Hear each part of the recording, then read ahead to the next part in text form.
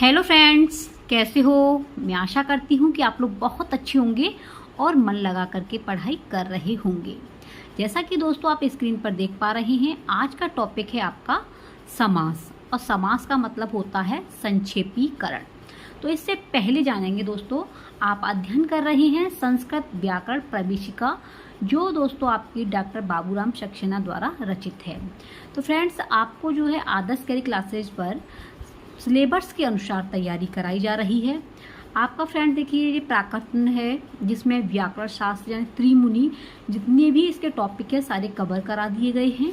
और फ्रेंड्स, आपका प्रथम सोपान है, प्रथम सोपान के सारे टॉपिक क्लियर करा दिए हैं। द्वितीय सोपान में संधि आपकी सारी कंप्लीट हैं। तो फ्रेंड, तृतीय सोपान है संज्ञा विचार, ये सभी आपके कंप्लीट हो चुके हैं। आपके जो है पंचम सोपान में जैसे संस्कृत की गिनतियाँ हैं, ये सभी करा दिए हैं। चतुर्थ सोपान में आपके धातु रूप वगैरह हैं, ये सभी करा दिए हैं। तो दोस्तों, आज का जो सोपान है वो है आपका सप्तम सोपान, और षष्ठ सोपान में कारक विचार ये सभी हो चुके हैं। तो आज आप अध्ययन करेंगे सप्तम सोपान का, जिसमें से दोस्तों काफ़ी क्वेश्चन आपके ऑल एग्जाम यानी कि जो भी संस्कृत की आप तैयारी कर रहे हैं, चाहे दोस्तों यूपी टेट हो, सी टेट हो, चाहे एल टी ग्रेड हो, पीजीटी हो, टीजीटी हो, आप जिस भी संस्कृत एग्जाम की कर रहे हैं उसके लिए काफ़ी महत्वपूर्ण टॉपिक है। तो आप इस वीडियो को अंत तक देखना, और दोस्तों सेशन पसंद आए तो अपने सभी दोस्तों को शेयर ज़रूर करना। तो समास का मतलब क्या है? संक्षेपीकरण। क्या है? संक्षेपीकरण जो है समास है। समास दोस्तों क्या किस किस से बना है ये भी आप जानेंगे। तो इससे पहले दोस्तों आप जो है एक नोटबुक ले लें और पेन हाथ में ले लें, जिससे आप अपने नोट्स खुद बनाते चलें। तो फ्रेंड देखिए, समास समास जो है सम उपसर्ग है, अस धातु और घन प्रत्यय से बना है। समास किससे बना है? सम उपसर्ग, अस धातु, घन प्रत्यय से मिलकर के बना है। समास शब्द सम माने होता है भली प्रकार। समास शब्द शम उपसर्ग लगाकर अस माने होता है फेंकना धातु से बना है, यानी कि सम उपसर्ग और घन धातु से मिलकर के बना है। सम उपसर्ग और असुछेपड़े धातु में घन प्रत्यय जोड़कर समास शब्द बना है। ये इसके क्या हैं, आप इसकी परिभाषाओं को समझ रहे हैं कि आखिरकार समास बना कैसे है। ठीक है, नेक्स्ट है समास शब्द। समास शब्द का अर्थ है संक्षेपीकरण। समास शब्द का अर्थ क्या है? संक्षेपीकरण, अर्थात सम सनम समासः। सम सनम समासः जब एकाधिक पदों को क्या है, जब एकाधिक पदों को इस प्रकार जोड़ दिया जाए कि उनके आकार में कुछ कमी आ जाए परंतु अर्थ में कोई भिन्नता न रहे, यह प्रक्रिया समास कहलाती है। समझ में आ रहा होगा फ्रेंड कि अगर किसी एकाधिक पदों को इस प्रकार जोड़ दिया जाता है कि उसके आकार में कुछ कमी आ जाए। आकार यानी कि मतलब कोई चीज़ बड़ी है, जैसे ये है पेन है आपके सामने, इसमें ये कैप ऊपर लगा दिया है तो ये क्या हो गया? बड़ा है। अगर इसे हटा दिया जाए ऐसे तो ये क्या हो गया? छोटा हो गया। तो इसमें यही कह रहा है कि आकार में कुछ कमी आ जाए। अब ये पहले ऐसे लगा हुआ था तो इसका आकार क्या हुआ था? ये बड़ा हो गया था। अब इस तरीके से लगा दिया तो ये क्या हो गया? आकार इसका छोटा हो गया। तो ऐसे ही इसके जो पद हैं उनको जो कम कर दिया जाए तो आकार में क्या हो जाएगा? कमी आ जाए, लेकिन अर्थ में कोई, अब इसके अर्थ में कोई भिन्नता आई है? नहीं आई ना, ओनली इसका आकार छोटा हुआ है। तो यही कह रहा है कि आकार छोटा हो जाए लेकिन अर्थ में कोई भी भिन्नता न रहे, यह प्रक्रिया समास कहलाती है। समास दोनों पदों के समर्थ होने पर ही किया जाता है। दोनों पद दोस्तों समर्थ होंगे तभी जो समास होगा, अन्यथा नहीं होगा। समर्थः पद विधि, समर्थः पद विधि। जहाँ विभक्ति का लोप हो, जहाँ विभक्ति का लोप हो परंतु उसका अर्थ प्रतीत हो, बहुत पदों का एक पद हो जाना समास कहलाता है। बहुत पदों का एक पद हो जाना समास कहलाता है। समास में अंतर्वर्तनी विभक्तियों का लोप होता है। समास में अंतर्वर्तनी जो विभक्तियां होती हैं उनका क्या होता है, लोप होता है। समास समर्थ पदों में होता है। समास समर्थ पदों में होता है। समास में विग्रह होता है। विग्रह कितने प्रकार के होते हैं, विग्रह 2 प्रकार के होते हैं, लौकिक विग्रह और अलौकिक विग्रह। नेक्स्ट है अनेक पदानाम। ठीक है, अनेक पदानाम एक पदी भवनम समासः। अनेक पदानाम एक पद, यानी अनेक पदों से मिलकर के एक पद बन जाना ही समास है। समास में एकार्थी मान होता है। क्या होता है, समास में एकार्थी मान होता है। सुबंतों, सुबंतों कहते हैं शुभ का, सुबंतों का सुबंतों के साथ प्राय समास होता है, यानी शुभ के साथ में शुभ का प्रयोग हो जाए तो क्या होगा, समास होगा। अंतर्वर्तनी विभक्तियों का लोप हो जाने पर कोई नई विभक्ति आती है तब समास होता है। विग्रह वाक्यों का जो अर्थ होता है वह समस्त पदों का होता है, इसलिए वहाँ समास होता है। दोस्तों ये सारी किताबों का निचोड़ है, यानी कि आप समास की भूमिका देख रहे हैं कि समास जो है कहते किसे हैं, क्वेश्चन कैसे भी आ सकता है। नेक्स्ट है समास एक संज्ञा है। क्वेश्चन है समास क्या है, तो समास एक क्या है, संज्ञा है।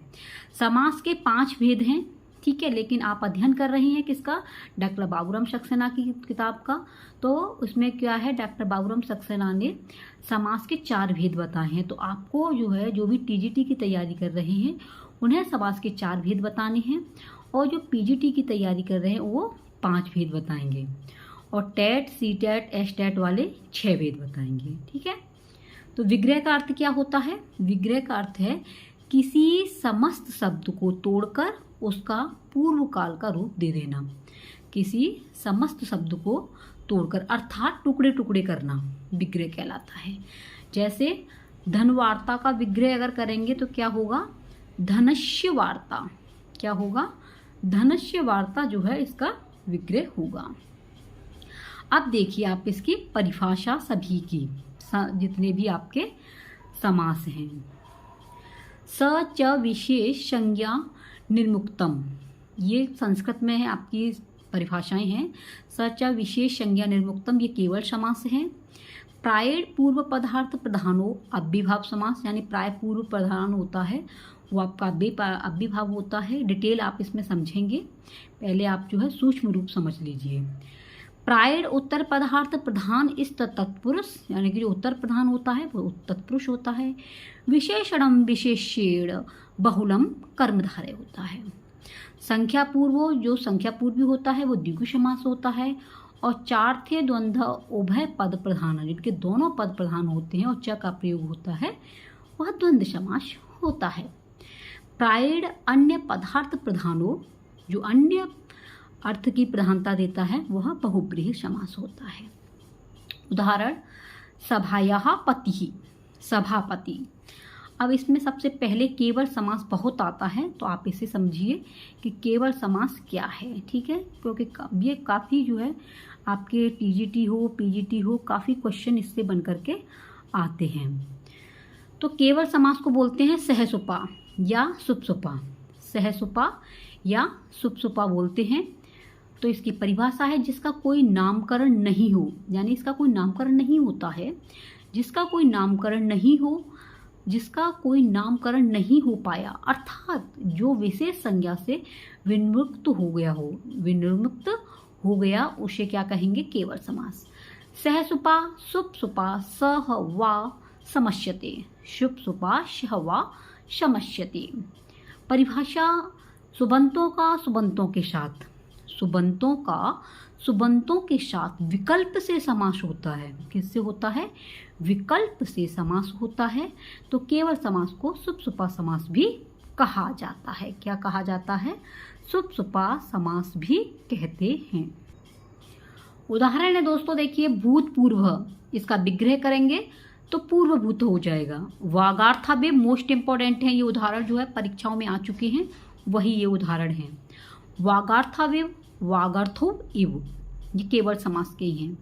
केवल समास के अन्य उदाहरण हैं जैसे उत्तम वर्ण, अधम वर्ण, अदृष्टपूर्व, अभूतपूर्व, निसर्ग निपुण, प्रकृति वक्रः नैकधा नैका न भिन्न वृत्तयोः जीमुत इष्यवः।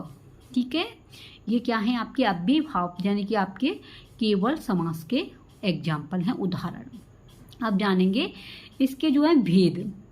तो दोस्तों देखिए भेद क्या है। समास के मुख्य 4 भेद हैं। कितने हैं? समास के 4 भेद हैं।